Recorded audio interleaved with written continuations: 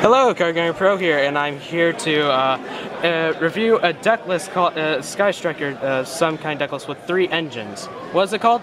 I call it the Brandish Fluffle with a little bit of spice, to be honest. It's pretty much, but it's actually a lot more consistent because I've done a whole lot of different kinds of engines with this Fluffle deck. And so far, this engine has worked the best, even though it's a little bit pricier. Really? So how many duels have you won with this deck? How competitive is it? Well, it just now got pretty much completed. I haven't really done too many tournaments with it yet, but the tournaments that I did do, I've pretty much gone even, but they were more like against meta players. So Meta players with Gofus and Trickstars. Yeah, pretty much. Yeah. But let's get into this deck list because there's a timer right over there. There's literally a timer right over there, and we gotta hurry. So let's get to it. Alrighty. So I've got 3 Fluffle Dogs. Fluffle Dog is always going to be your search for any particular Fluffle piece you actually need, or Edge Up Sabers. I've got 2 Bears and 2 Wings. I find that's actually the better ratio, to be honest, than 3 and 3, because sometimes it does kind of clog a little bit, gets a little bricky sometimes. I've got 2 Penguins. I've never really felt the need to have more than 2. Like, I know a lot of Fluffle players want pretty much almost 3 of everything, but some actually work a lot better as 2. I have... We are now signing up winner man number 3. Winner man number 3. Sorry about that, people. Okay, continue. I have 1 Fluffle Sheep and 1 Fluffle Cat. Sheep is so I can normal summon Dog, I can special summon Sheep, bounce Dog back to my hand, and special summon one of the other Edge Imps if it's in my grave or in my hand. Kind of get one of my fusions out a little faster. Cat recycles polymerization.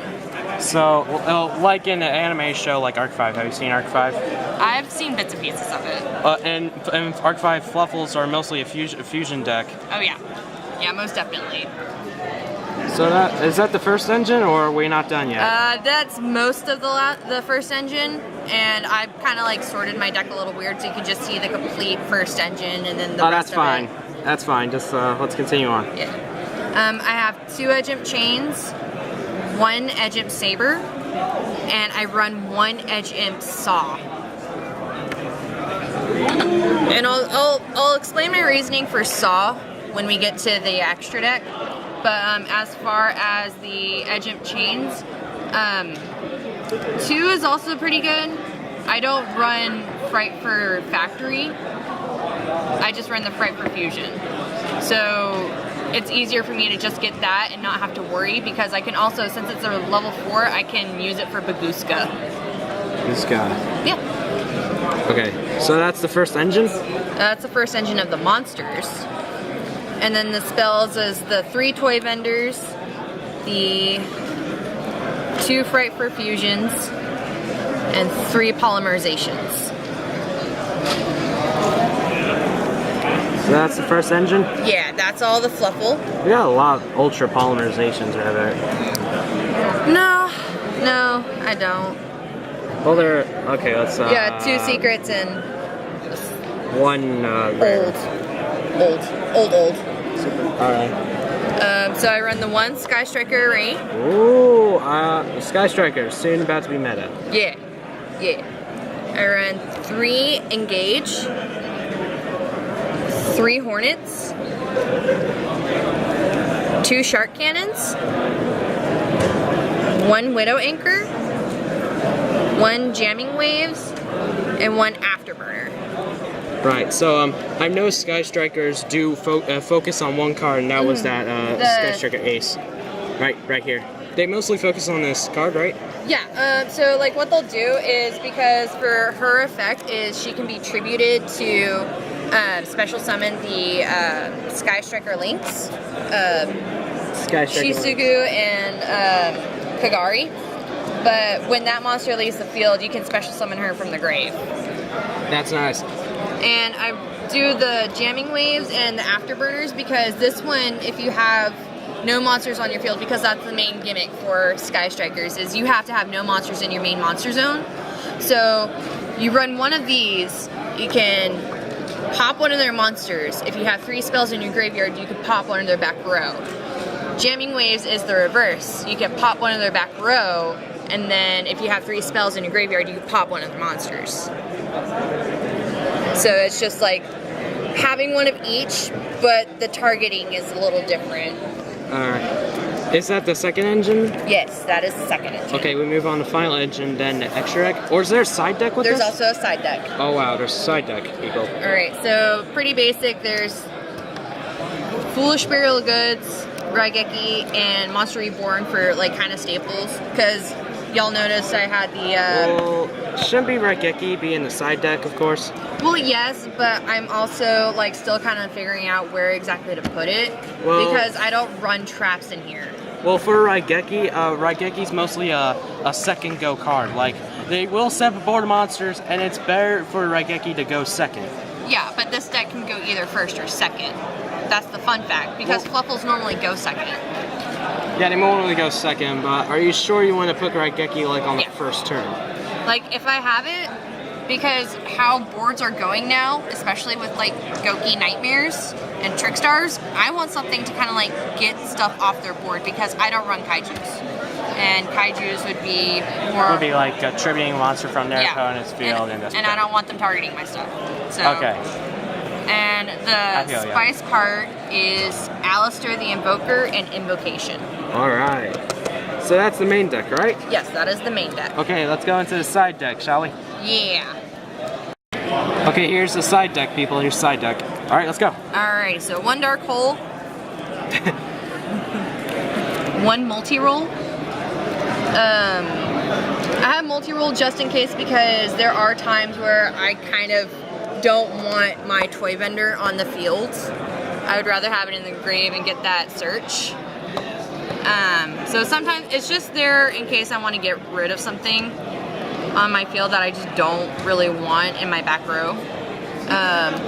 The Fluffle Owl to let me search for polymerization.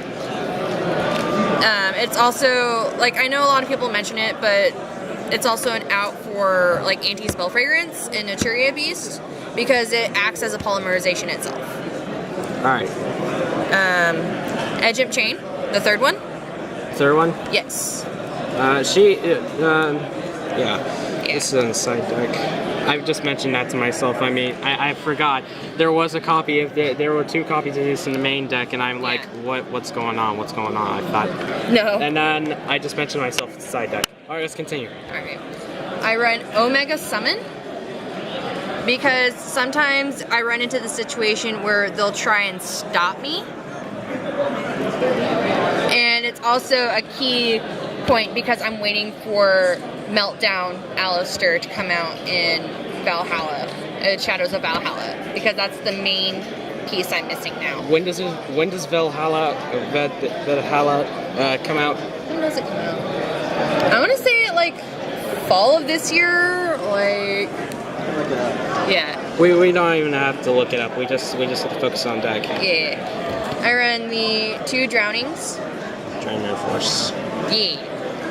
Because Drowning, in my opinion, it's pretty decent. Like, I've run into situations where I haven't had a field, I haven't had a board or anything, and I've set it, and I pass turn, and they have this huge board set up, and they swing, and I just like, nope.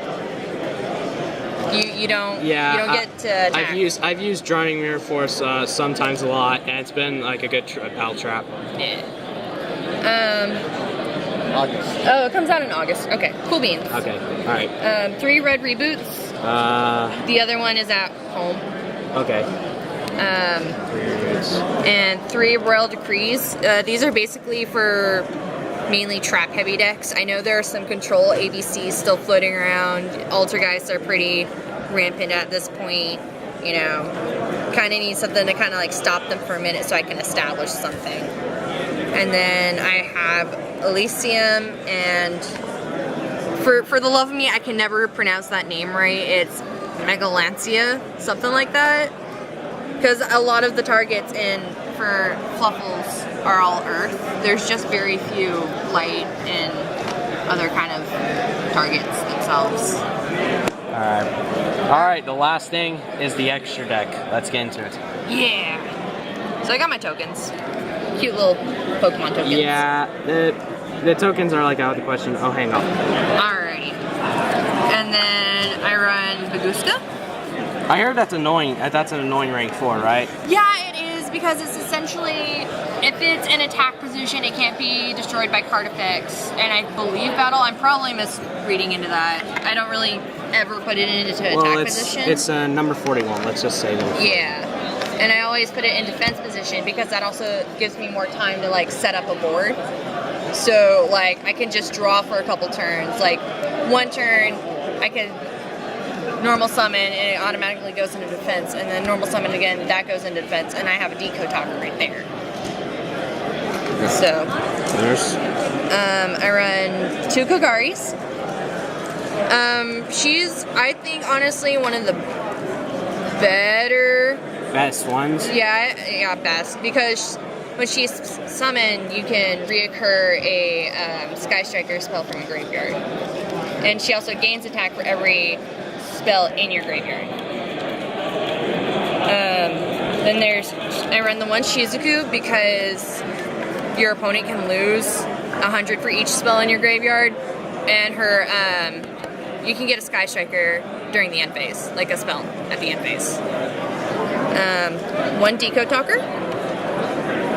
I run Decode because I set up a pretty gross board one time, and it had Decode, it had Shizuku, or not Shizuku, Kukari, I had Sabretooth, and then I had Kraken on the field. It was pretty gross. I run 2 Sabretooth. Because I always make sure I go for 3 materials or more so that does not get destroyed by battle or card effect, because that's one of the best effects for Sabretooth. And then all Frightfur monsters, including itself, gain 400 attack. 2 Tigers. Tiger's okay on its initial summon, but after that it's not really, in my opinion, the best afterwards, aside from just the 300 attack. All Frightfur gains for Fluffle and Frightfurs on the field, including itself. Like, that's okay. That's probably its best aspect, but on its initial summon, that's where it's pretty good. 1 Frightfur Wolf, in case, you know, they don't have anything on the field, they don't have anything in back row, and I can just pitch however many materials, including Sabretooth, and I can just go for game. I'm gonna side that out for whenever I get Meltdown, Alistair. I run Leo. Now, I've seen so many deck profiles of Fluffles. No one ever runs Leo. Why do they not run Leo? I'm honestly not 100% sure. I think Leo is one of, in my opinion, a better Frightfur monster, because his effect is once he's summoned, you can target one of your opponent's monsters, destroy it, and if it's destroyed, they get damage equal to that monster's attack. It sounds like before Pal,